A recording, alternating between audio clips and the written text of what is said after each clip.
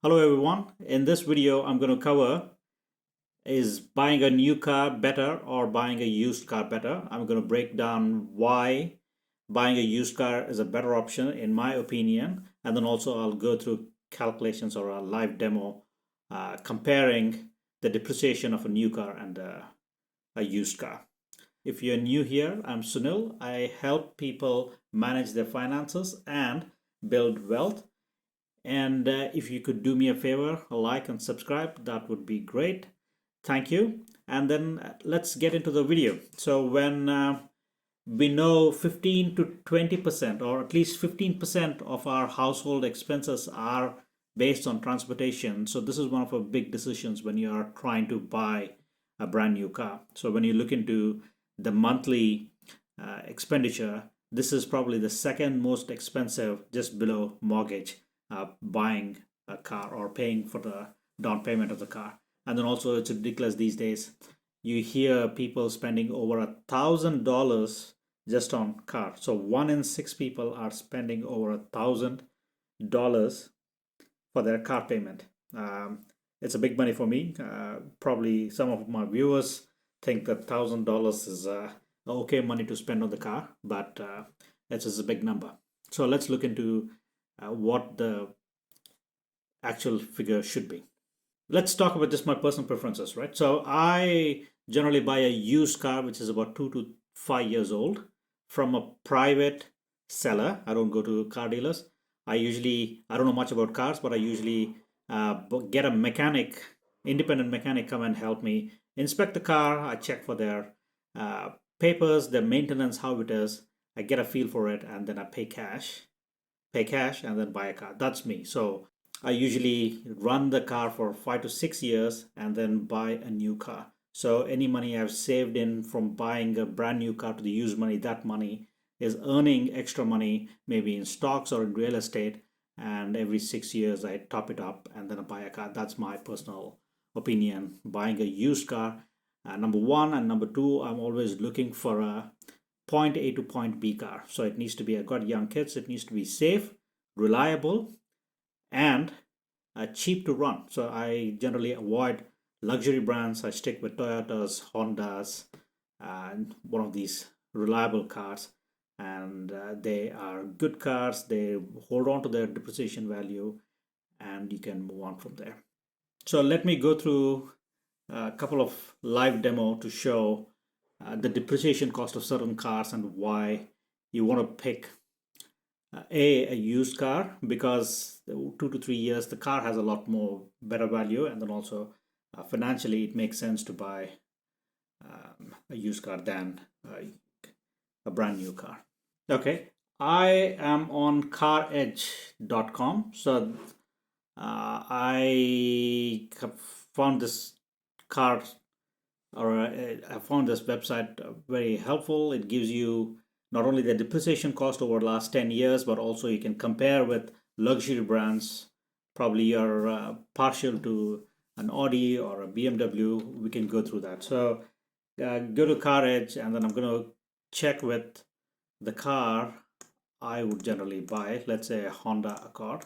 I would put in a research,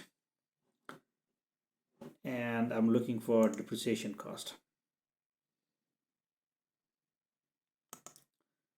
So let's say I'm buying a brand new, calculate depreciation. It will tell you, okay. So that's the first graph I'm looking at it. So right from the car cost, let's put in the car price as 30,000. So that makes it owned for 5 years. Annual mileage, I'd put in 15,000, calculate depreciation. All right. So when you look at it, so you're losing 10% roughly the moment you're buying a brand new car. So in this case, buying at year one or buying at year four, a 4-year-old car would be almost the same price. So I would buy a car somewhere between year 2 to year 5.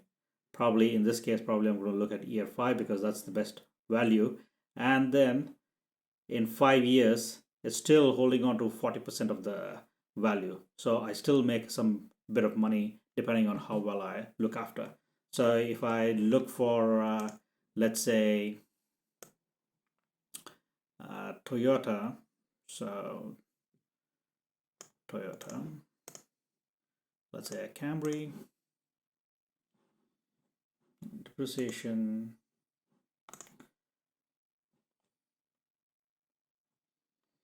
see how it's still holding its value. So even at the end of 10 years, it still has 50% of the value.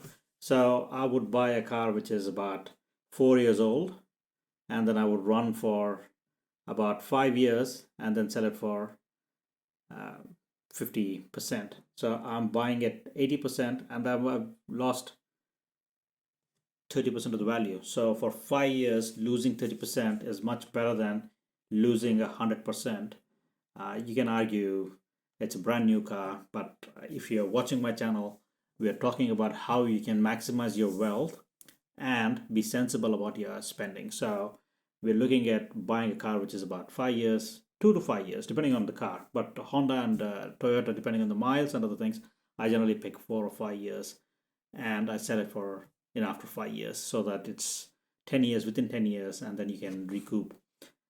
You're spending about 20% or 30% of the actual depreciation cost, and uh, this the depreciation is very low compared to, if I can go compare depreciation, you can see the huge difference. Okay, let's see, compare Toyota Camry versus, let's say, an Audi A4 versus Mercedes E-Class. All right. So when you look at it, this one is the industry average, the gray one. Toyota Camry, Audi A4, and Mercedes E-Class over a 10 period, they lose a lot more money than a Toyota Camry. So not only do they lose a lot of money in depreciation, but the average cost, we can go check the maintenance cost, insurance cost, and cost to own other things.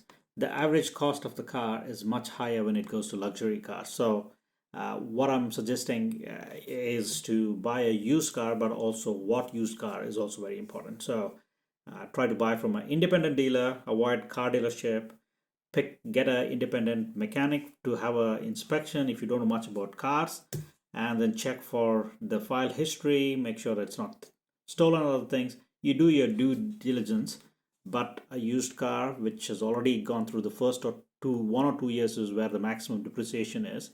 You're buying after 2 to 5 years car, and then you are planning to sell after 5 to 6 years, where you're losing only 20 to 30%. Hopefully this graph helps you convert you, or at least make you consider buying a used car than a brand new car. So I will put in a link for this website so that you can have a look, and then you can play around and then see what's the best option. But there are n number of combinations. I can't go through all the things, but what I'm trying to help you guys is the mindset that when you look at the graph, it makes you know what are the better cars to buy, and then also what the depreciation cost is. I hope this video helped you, and this is a part of car videos where I'm putting in everything you want to know about car financing, or what car to buy, is it lease or financing. In this particular series, I'm going to put in a couple of videos for you guys to have a look, and then help me share this video by subscribing and clicking the video. Till next time, thank you and bye.